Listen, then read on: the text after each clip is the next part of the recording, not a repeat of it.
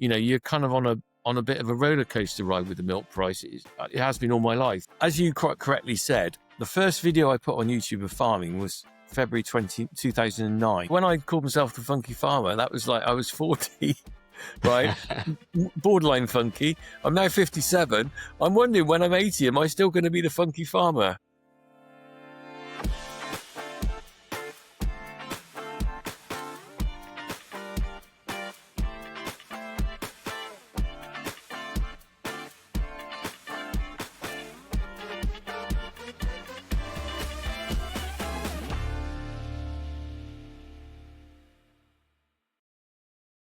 Hello, everyone, and welcome to episode 318 of Meet the Farmers. I'm your host, Ben Eagle. Today, we are in South Gloucestershire to meet dairy farmer and pioneering farming YouTuber Richard Cornock, aka The Funky Farmer. Alongside his brother Tom, Rich milks a herd of 75 British Friesians on a farm unit of 130 acres selling to Muller. In 2010, he had a book published called A Year on a Dairy Farm. He's also been the resident farmer on BBC Radio Bristol. He was a very early pioneer when it comes to posting farm videos on YouTube, and I should say very early pioneer, or vlogging, I suppose, as it was called back then, starting with farming videos in February 2009, which, let's be frank, is years before the vast majority of YouTubing farmers. So today we're going to talk about Rich's farming journey, but also his viewpoint on the rise of the farming influencer. It's a subject we've been covering quite a bit on the podcast recently, actually, completely by chance, but we'll run with it. Also, we'll talk about YouTubing, about farming, and perhaps his thoughts on where the future of all that might go. Rich Cornock, it's great to have you on the show. Welcome to Meet the Farmers. Evening. All right. Yeah, well, Nice thanks. to be here. Well, it's great to have you here. I've been looking forward to this all day. I was saying in the chat before we started recording, I personally am quite new to farming YouTubing. I can't believe I'm saying that, but being a podcaster, I've been so sort of focused on the podcast space and farming podcasts. And I'm really enjoying just sort of getting to know some farming YouTubers. But let's make a start. So, tell me about your part of the world, first of all, and then introduce your farm as well.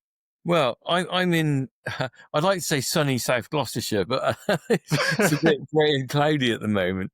But I'm down here just south of the Cotswolds, sort of between Bristol and the edge of the Cotswolds, really. It's a lovely part of the world, although I think everyone thinks their part of the world is the lovely bit, don't they? But I mean, it is, though. It is really nice. It is very nice, actually. And we run a very small dairy farm. And I'm very lucky in the fact that I've got a very idyllic farm. I've got the kind of farm with all the wildlife and the trees and everything, which I really love. And also I've got a long heritage here. Our family's had the farm since 1822. So, wow. I think we're just about getting the hang of it now. So we kind of know what we're doing a little bit. But, I feel that heritage around me when I walk out, and I think, my dad planted that tree, or my great-grandfather's name is carved in a stone above the doorway or whatever. It's a nice feeling to be linked with the countryside in that way, if you like. Yeah, absolutely. Without wanting to get too political too early, how might you be impacted come April next year? Well, I'm not sure whether I'm going to be impacted or not, because I run the business with my brother as a partnership. Yeah. But I'm still worried about the impact of it, in the fact that whichever way, whether you get hit by inheritance tax or not, it will impact every farmer, in the fact that they're going to have really sound financial advice. Yeah. And that doesn't come cheap. We're talking, to go to a solicitor or an accountant, you could be talking £300 an hour, £400 an hour, to sit down with someone to work out a plan and work out what your liabilities are. So yeah, I am worried about it, and I'm even if I may or may not be impacted, I'm worried about my fellow farmers around the countryside who definitely will be. I think the inheritance tax is wrong. I think it was misjudged. I think they didn't understand farming. I think they looked at the wealth value of the farm, the asset value of the farm, and thought we'll have some of that, but didn't understand that the actual asset, it's not something you think about selling. It's not there as I'm going to sell this and retire to the Bahamas. It's there as the tool that creates the the food, if you like, of the people of England, Scotland and Wales and everywhere. Um, and without, if you damage that asset by taking some away with inheritance tax, you damage the food production of this country, which in my mind is absolutely short-sighted and stupid. So yes, I am concerned about how it's all going, and I feel a bit sick about it, really, to be honest. Yeah, I mean, there's still time, and I think the most optimistic of farmers, and certainly some of the most optimistic of the NFU, might be hopeful there might still be some changes made.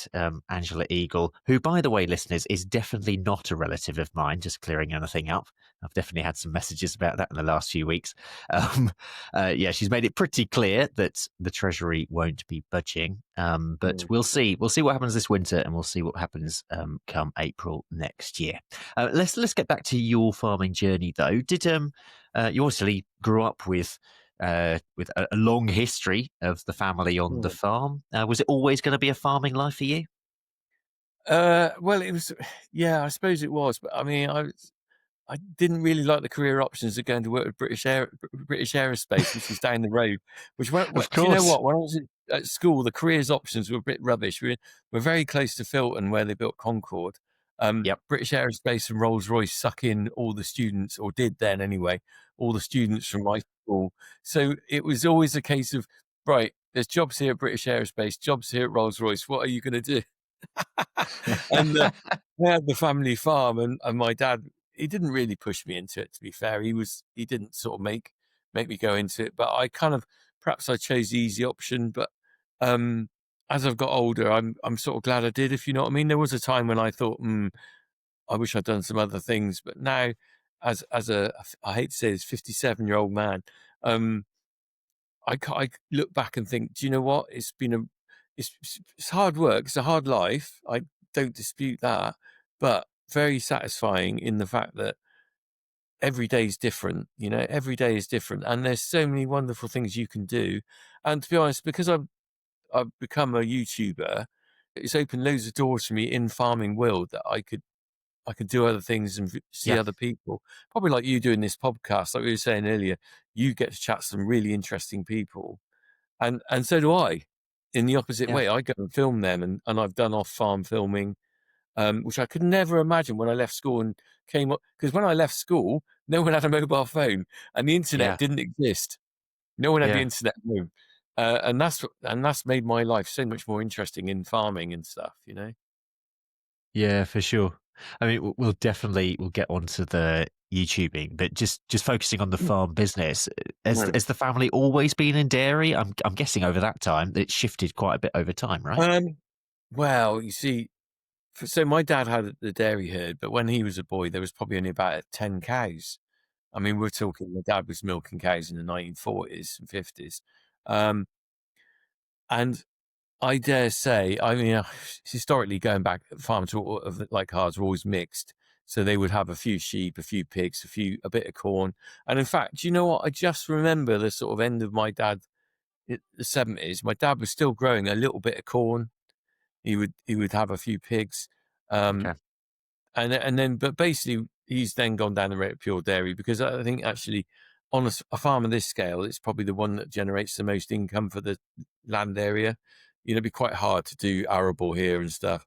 Um, and also just where we are in the country for Gloucestershire, the rainfall level is suitable for growing brilliant amount of grass, which is what you want for dairy cattle. You know, so we're in the right place to be dairy. So generally, you know, there's a lot of dairy herds around where I am. Hmm. You have though. You dropped in before we started recording again as well that you've been farming for 40 years. Is that right? Congratulations if that's the case. I don't know whether that's a good thing to celebrate or not, because the I years, think I tell so. you what, the years just go by too quick. One minute, I left school at 16, and I was very lucky. I did a thing called a YTS scheme, which is a youth training scheme, government run. And Okay. my dad actually employed me under this scheme. And so what it really meant is the government gave a few quid to the employee, and you Yep. got a couple of days at college. And it was a really good way of getting into, it's probably like modern day apprenticeships now, actually. It was a really good way of getting into work because it was a bit of a gradual step from leaving school. Because leaving school at 16 to go to work, suddenly like, whoa, you know, it was great for me. Um, but yeah, that was 1984. I left school, so it's 41 now, and that time has gone too quick. Where'd Yeah. that go? You know, Yeah, look but at I mean, that. that said, we are. I mean, in dairy, we're moving into a bit of a rocky time price Yes, wise. But I mean, definitely. you've been through all the ups and downs over your farming career so far. Yeah, I have. It's only when you get a bit of time under your belt, you look back and you think you kind of. I'm not saying I would know how to run a farm, but I've got more of an idea of how to play it safe. Because I Okay. think in farming, you really need to farm for the bad times as well as the good times. Because I have seen so many things. Do you know, I tell you what, someone asked me what farming is like the other day, and I said, it's a bit like someone driving down a car down the motorway at 70 mile an hour. And every time you go underneath a bridge, someone chucks a rock at you. And, and I don't mean that in a kind of scary, nasty way. What I mean is that you never have a smooth path with farming. There's, because I've been through and seen foot and mouth, TB. I mean, we've just had a serious drought this year, which impacted us financially quite significantly. I mean, I can remember BSE on the farm, so we had cows with mad cow disease here, which was shocking. Um, and it's just there's so many impact, and like we've got the inheritance tax thing that's been thrown at us just suddenly out of the blue. What was it last budget? No one saw that coming, and so that changes how you can run your farm for many people because they're now worrying about how they're going to cope with an inheritance tax burden. Especially imagine if your dad was 83, the farm was still in his name. You can't do the 7-year gifting rule on that very easily. Is he going to live to 90? I don't know. So you've Yeah. got a rock in front of you coming off that motorway bridge, the size of could be massive, hundreds of thousands of pounds. So yeah, so there we go. I don't know where we got onto that, but I carried on a bit too much perhaps. But yeah, I think as because I've been farming a long time, I have kind of seen ups and downs a lot. And I kind of think you have to be careful, manage your money well. Yeah. You're farming with your brother Tom, right? So, That's I mean, right. how does the dynamic work between you? Do you have defined roles, or how does that work? Um, Well, we didn't when we started. I suppose we both left school, and my dad was sort of like taking a bit of a back seat, and we were just sort of doing boys running around. Um, and then gradually it sort of focused. Well, my father died 10 years ago. My brother took over all the paperwork in the office. Thank God he did, because I hate that stuff. And he prefers milking the cows. So it kind of like works really well, actually. He prefers that. I'm not so keen on milking. I find it a little bit too the same every day.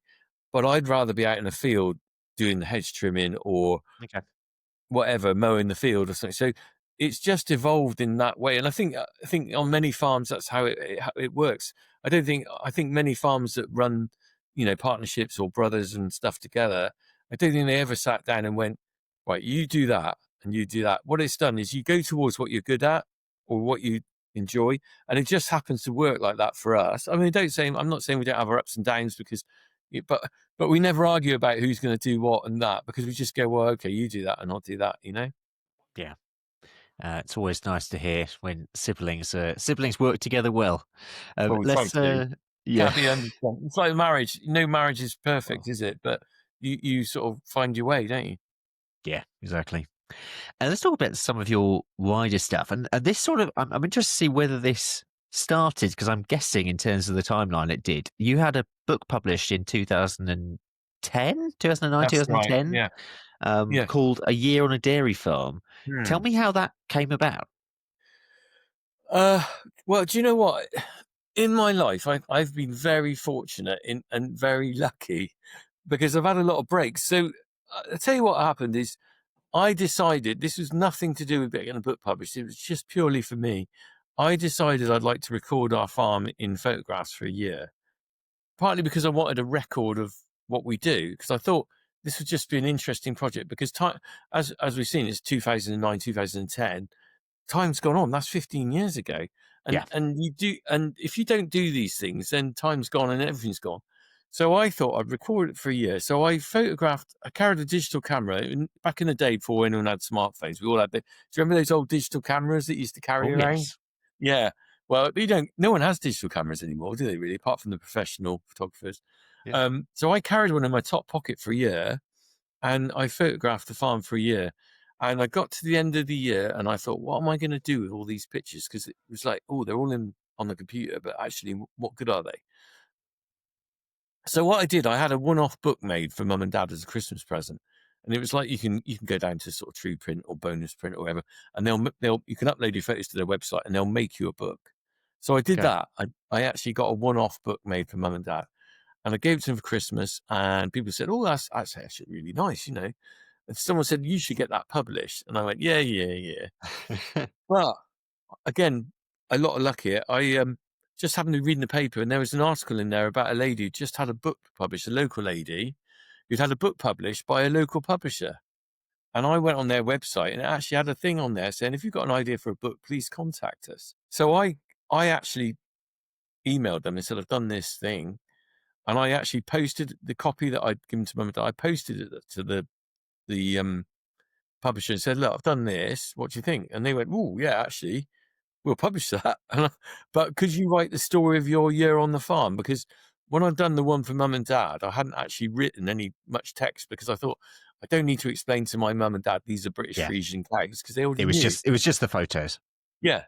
So basically, I just did a text, very simple text, you know, saying what I was doing in each thing and why I had to do it.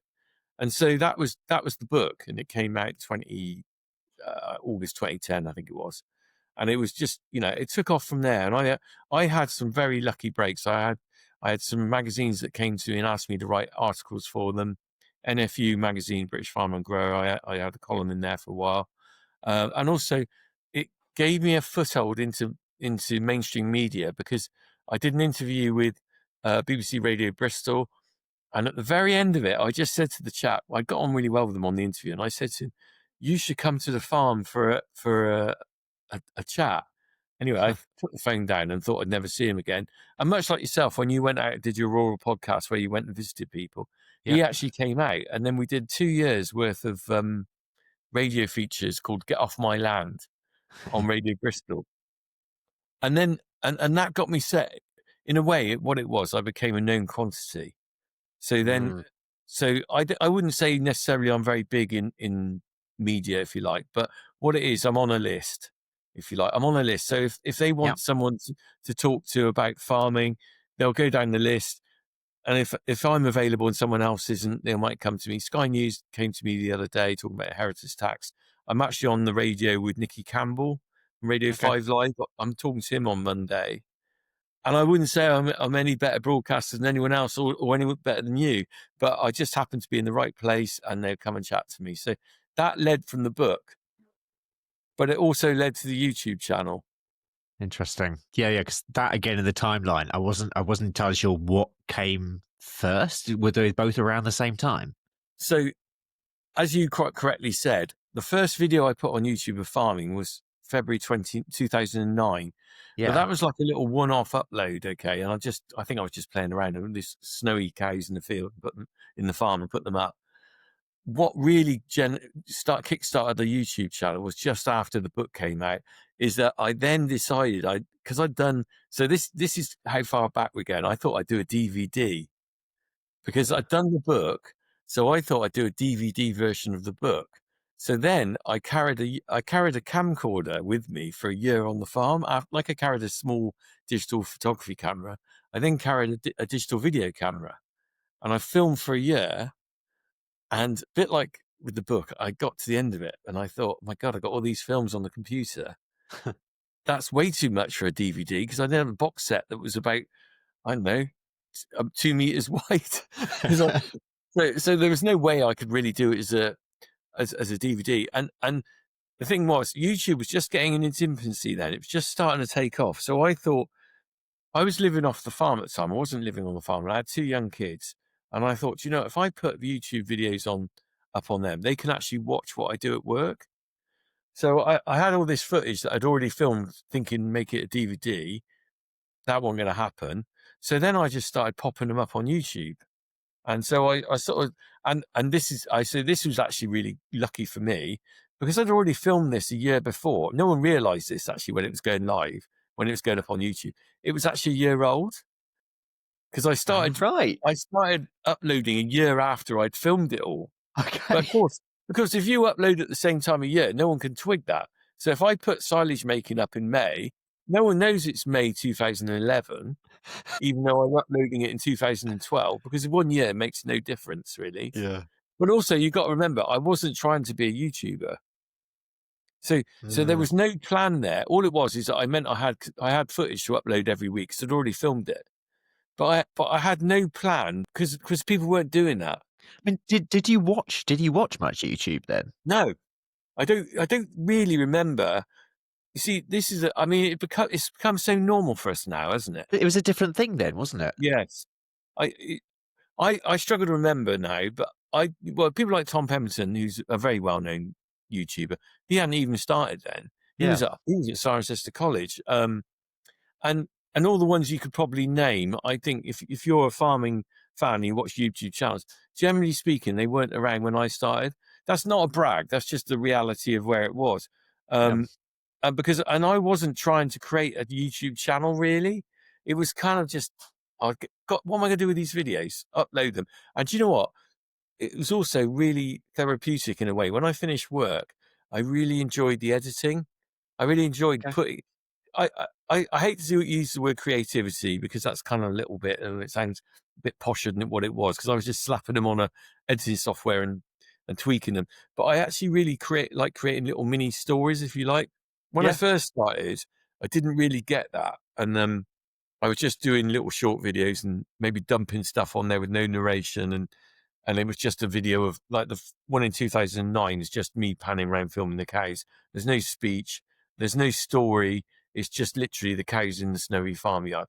But as I progressed, I got kind of a little bit more into it, and I understood to try and tell a story as you go.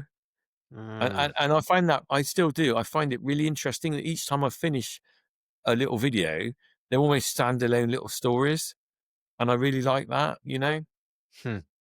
I should say, listeners, Rich has made a really good video called The Rise of the Farming Influencer, which I recommend checking out. And in that video, you explain the changing tech as well Yeah. as the rise of the farming influencers themselves.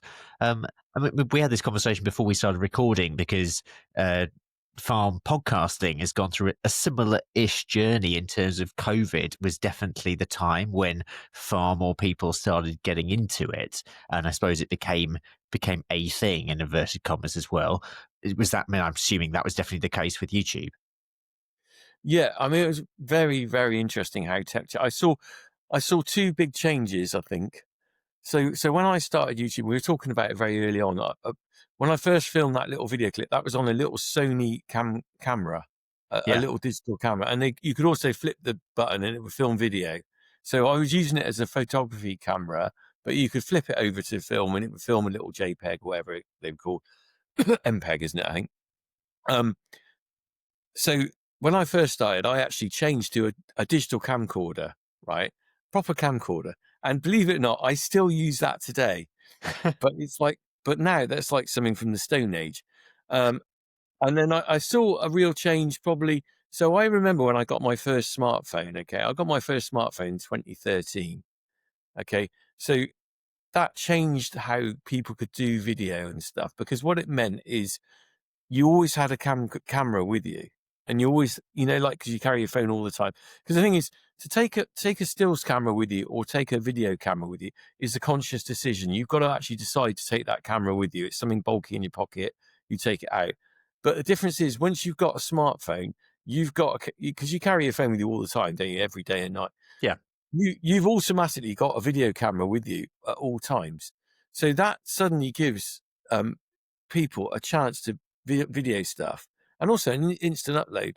And I know some YouTubing farmers who actually just film on their phone and edit on their phone as well. They don't even edit on a PC. Um, uh, so that was a big change. Probably the sort of mid, you know, teens, if you like, 2015, maybe people started getting more smartphones. So there was a lot more people creating content, but not necessarily thinking about what to do with it. But they had the ability to do it. But then what really changed, and I'm sure that that was with your case, is that once COVID came and people were sat at home, there was a lot of time for people to think, what can I do? And people were trying to be creative, weren't they? They were trying to Yeah, yeah. cheer people up. And maybe people logged into YouTube that wouldn't have logged into before because they need things to watch. And then they thought, I could do that. I could share that with my granny in Australia. She's in lockdown as well. If I put a video on YouTube, she could watch that. So slowly it became more of a norm. And I think we're in the world now, 2025, that it's just the generation of, so my children are 14 and 17, their generation know no different. YouTube for them is like, it's almost like a TV channel that they go to rather than the BBC, Yeah, exactly. Yeah. and that's Where, a massive curve right from when I started to now. It's a huge change. yeah, for sure. Where did the Funky Farmer come from? Why that? Oh, do you know what? I wish I knew. Oh, really? I honestly don't know. I'm not very funky. I was funkier when I was younger. I still got I still do a bit of Tarzan on the tractor roof and stuff. But I've never been a disco king. I don't know why I called myself. I think it was just literally, it sounded like a good name. I think really I could have called myself Richard Cornock, but that's not very memorable. And I'll tell you one thing, right? Whenever I get post and someone writes my name, nearly always they spell it wrong. They'll put Cornick, Cornack, all sorts. So I realised Cornock's not a great name to have as maybe a YouTube channel because someone will type that in wrong all the time. But the Funky Farmer, people remember it. It's quite Yeah. memorable. And also, to be honest, I don't take myself too seriously. So I think it kind of implies that there's not a lot of seriousness there. I could do the serious chat about inheritance tax, whatever, but generally I'm quite a light-hearted guy who wants a bit of a laugh, really. What do you think? I mean, what do you think when you heard the name Funky Farmer? What did you think? Well, like I say, it is memorable. It's like sort of Yeah. it a sticks in your mind. It stands out. Yeah, and I don't think, yeah, I think it sort of, it makes you just want to like subscribe and watch, really. So Well, I think so. just to Like Meet find the out. So, Farmers. Everyone wants to watch that. well, I hope so. But just getting it. That's a good name as well, isn't it? It's straight to the nail of what it does. Well, I think that's You know? the thing with names, isn't it? Really, Yeah. yeah.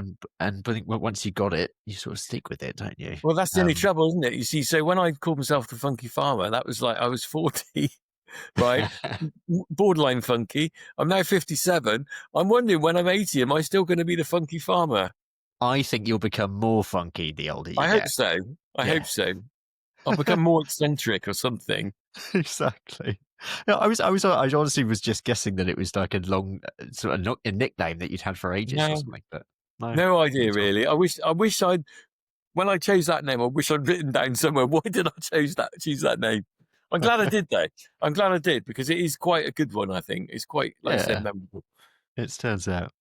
Now, this is a conversation that's going around the podcast space a lot in farming podcasts. I think it was sort of kickstarted by Charlotte Ashley and Rebecca Wilson. Anyway, they've been talking about this term influencer.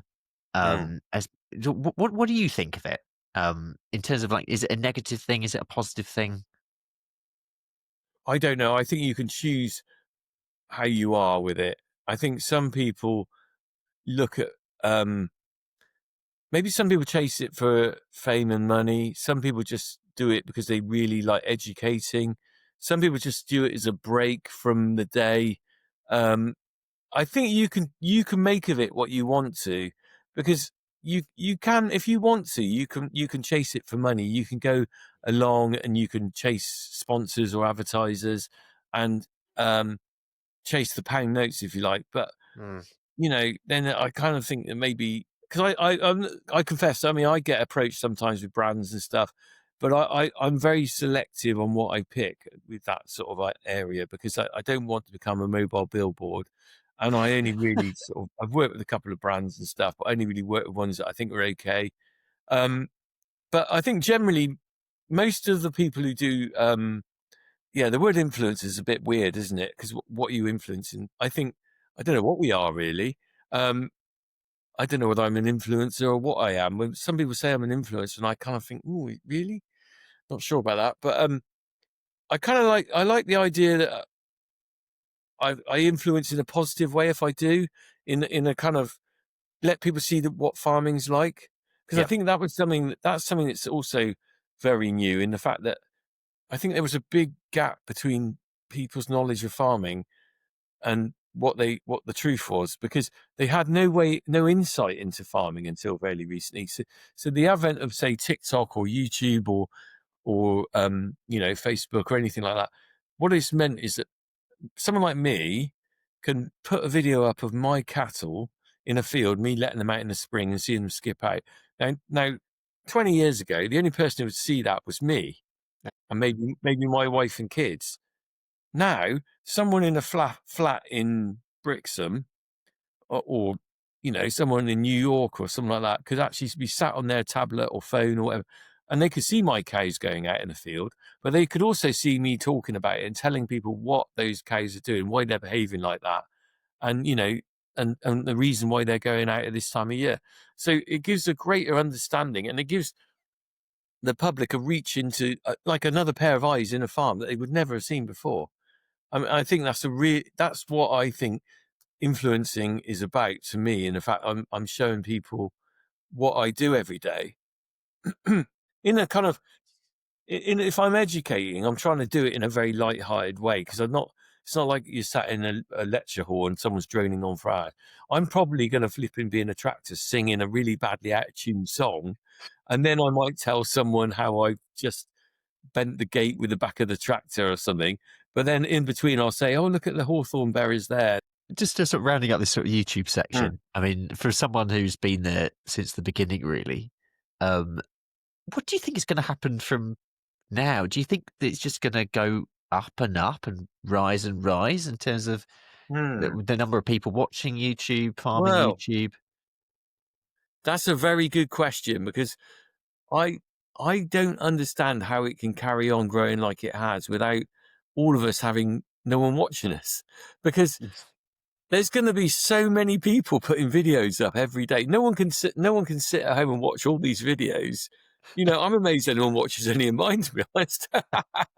But I think I can say I was very lucky when I started, because I don't mean it as competition, because I don't think any of us think we're in competition. I'm not in competition with Joe Seals or Tom Pemberton.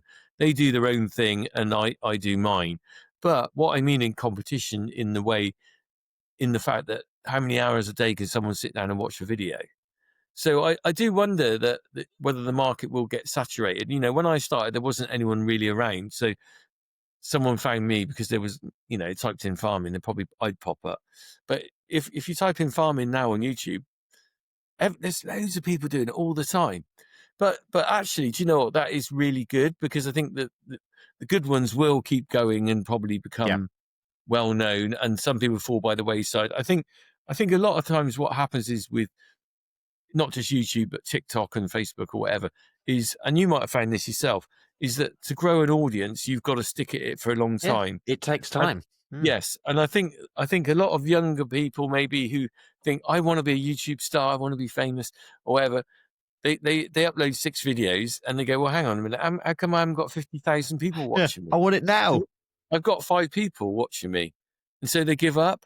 But that isn't how it works. I've been putting videos on YouTube regularly for probably 13 years, and it's taken me a long time to build an audience, because and probably people just go, oh, do you know what? I'll just give up. I'll subscribe to him because he's been there flipping every day for the last 13 years. I might as well sign up to him now, because he's just like doing the other. But if you only stick it for 6 weeks or something, you're not going to get there. And that's the secret of YouTubing and stuff. I think you either got to be really good, or you have to be a bit of a personality, but you've also got to stick at it. Sticking at it is the key. It's easy to stop after a year and go, ugh. It's absolutely the same case with podcasts as well. And it's the first Mm, thing I'd almost say to anyone who wants to start a podcast is, yeah, if you're not going to be doing this, if you're not going to be doing this at least a year's time, and yeah, you're willing to actually just keep going, and you're going to willing to accept that you're probably going to be just speaking out there, not many people are going to be listening to you for Mm. quite a long time. But do it for the joy of doing it. That's the Yes. thing. It's do it because Yeah. it's something that you want to do. I mean, it's interesting because I don't do podcasts, but what I do is I do off-farm videos, Yeah, which are very, very similar to a podcast, I suppose. I yeah, like when I was in Pembrokeshire, I went and filmed at a family-run brewery that was on a farm.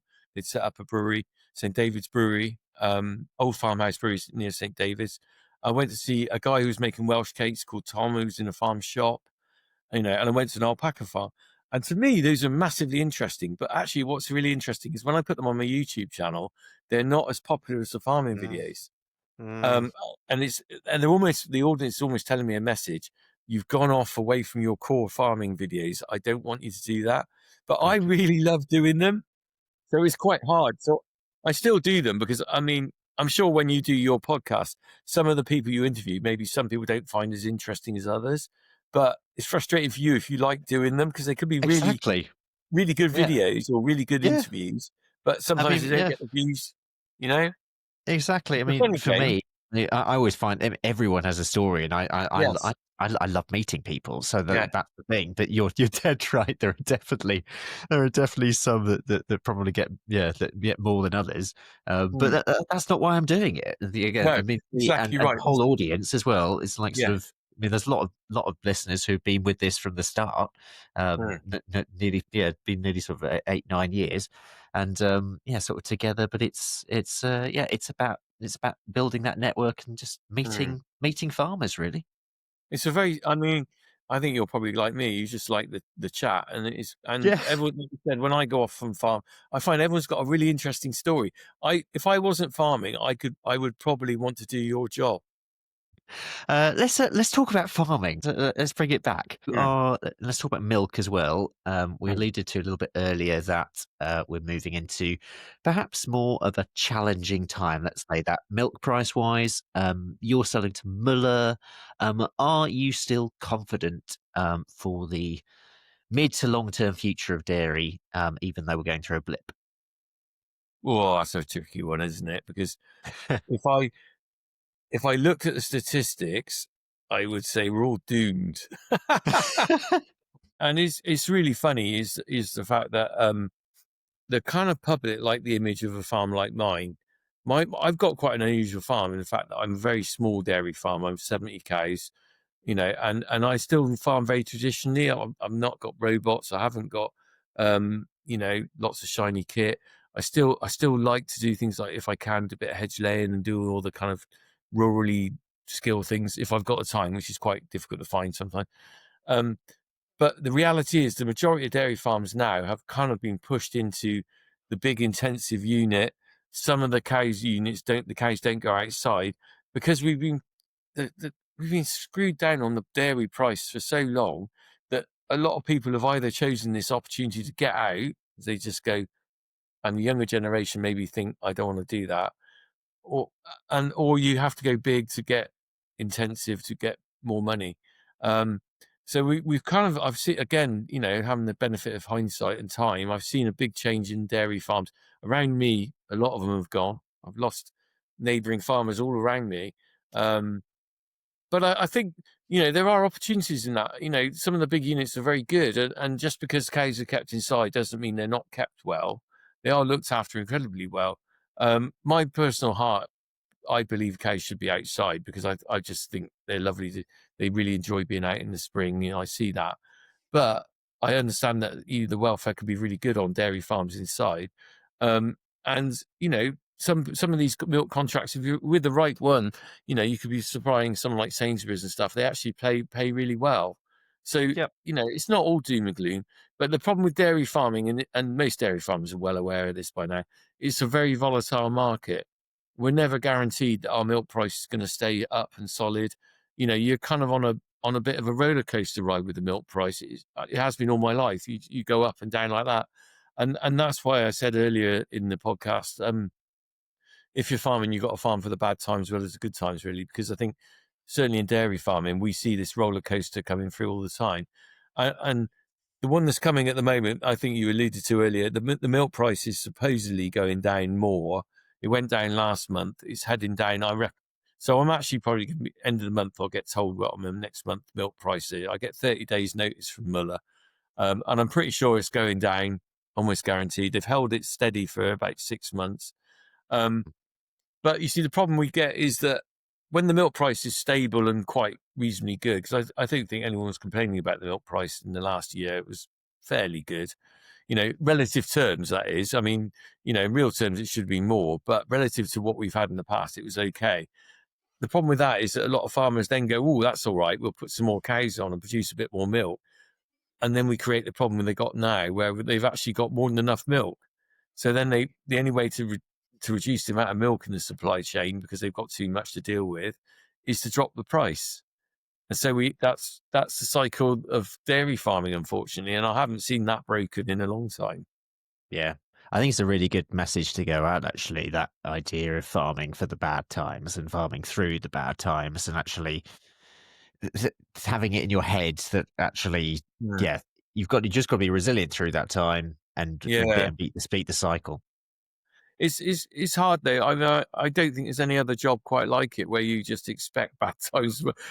Well, okay, so you get recessions and stuff like that in any business and things, but I think you kind of have to have a certain amount of stupid optimism in farming, and then a lot of pessimism as well. So you kind of you gotta wear two hats really, because and and and that's what keeps you kind of stable, if you like.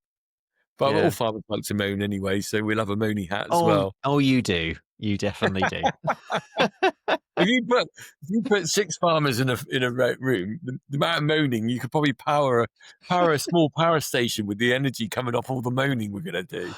I reckon so. Brilliant. Uh, that said, if you were speaking with a new entrant into dairy, Mm, perhaps someone who's starting a new dairy yeah, business, who by their very nature are going to be pretty optimistic, yeah. what advice would you give to them?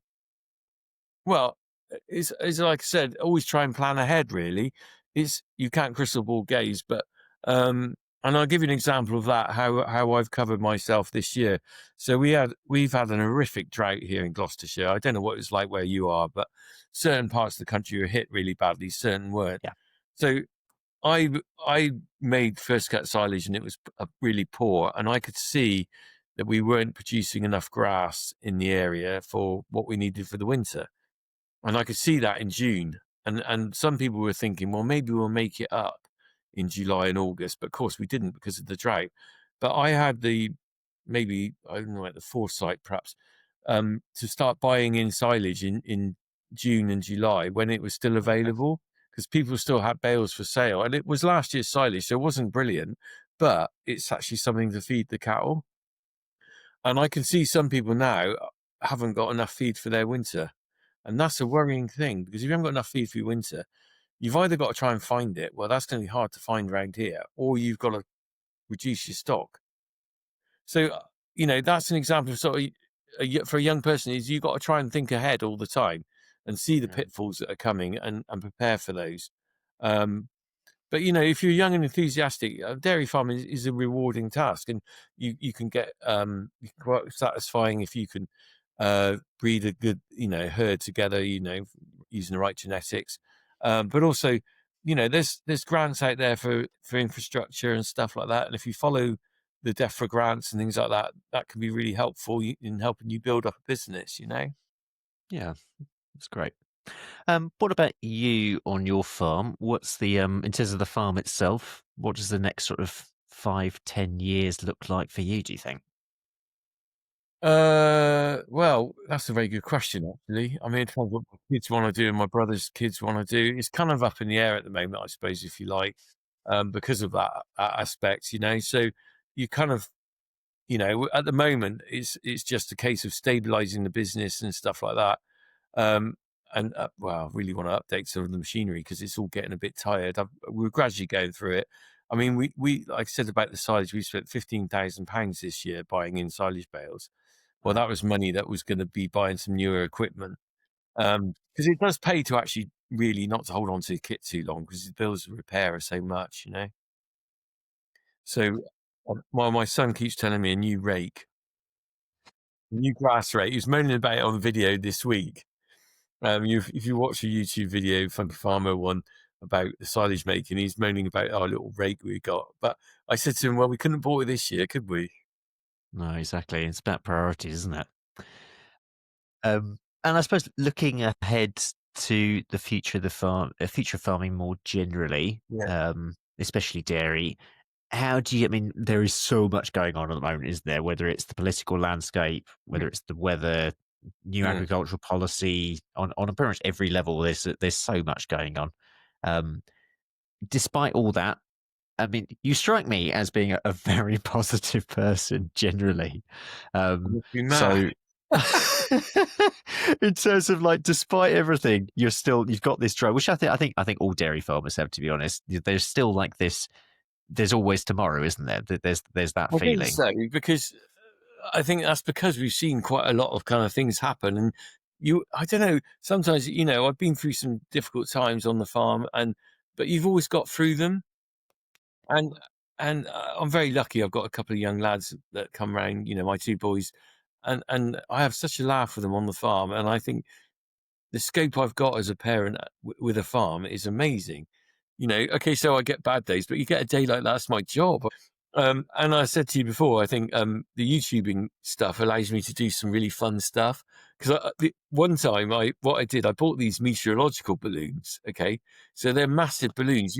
And what I did, I strapped them to I got all the tractors in the farm and lined them up in a row, and I strapped all the balloons to the exhausts of the tractors, and then we revved all the tractors to see which one would give the biggest balloon and which one would go pop first. And these meteorological balloons are massive. Um, so you see, that side of things, I can do, serious farming stuff, but I can do these massive, silly things as well. Because how many people can get 5 tractors out in the field and do that? I mean, I did feel a bit mad, but what a laugh. Oh, we're gonna have to start round this up. I've loved this Yeah. conversation, Rich. But I'm going to ask you the final questions that I ask Mm. everyone when they come on the show. They're Yeah. both pretty broad. The first is, if you had a message for the public, any message, what would it be? Well, I did think about this, and I thought, I'm not very good at messages, but I did think there's 2 key facts that I could say is, but if you're looking for produce, food and drink, try and buy British, because that's obviously a good start because you're supporting the general farming population. But if you can buy direct, that's probably as important as buying British. Buy direct, because if you can go to a farm shop or maybe a milk station or something like that, you're buying direct from that farmer. You're putting the money back directly to the people that actually do the real graft to produce this food, you know? And I realize that, sometimes if you go to a farm shop and stuff like that, it's more expensive than Tesco's and stuff. But you don't need to necessarily do it all the time. Maybe you just, when you're on holiday, you might be in Cornwall and there's a milk station. Google milk stations, and you might find a local dairy farm selling bottles of milk.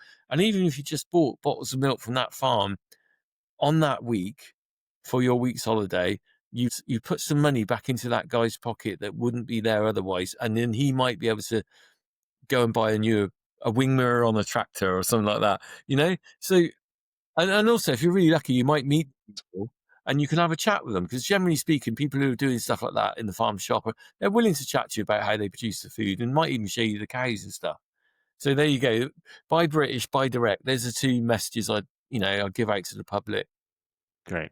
And to farmers, your message to farmers. Ooh, can I give a message to a farmer? Because I'd hate to say I would think I was giving advice to them or stuff, but I think, my message as a farmer is, we're all in it together, aren't we? I don't think I ever think that I'm better or worse than anyone else. You just got to think, whatever you do, if it works for you, that's fine. Because the temptation with farmers is we look over the neighbour's hedgerow and think, he's doing that. Oh my God, he's better than me and everything. Doesn't matter what anyone else is doing. As long as your farming works for you, how you farm works for you, you're a winner in that. And if you can make a living out of farming all your life, you're a winner, because it's a blooming hard job. So there you go. Stick with it. Be a winner. Just stick with it. I like that. Well, Rich, it's been a pleasure spending my Wednesday evening with you. Thank you so much for doing this. We'll leave it there, but thank you so much for coming on the show. Pleasure.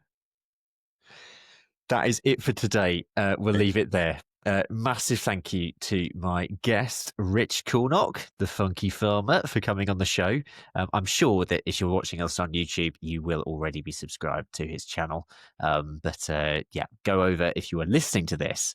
Make sure you go over and watch his channel. If you don't already subscribe to this show, maybe you found this for the first time, I would really appreciate if you could subscribe if you're watching on YouTube, but also subscribe if you are listening on Spotify or Apple Podcasts. You have no idea how much difference that makes to us. So if you could do one thing, that's all we ask. Please subscribe. I'm Ben Eagle. This has been Meet the Farmers, and thank you very much for listening. I'll see you next week.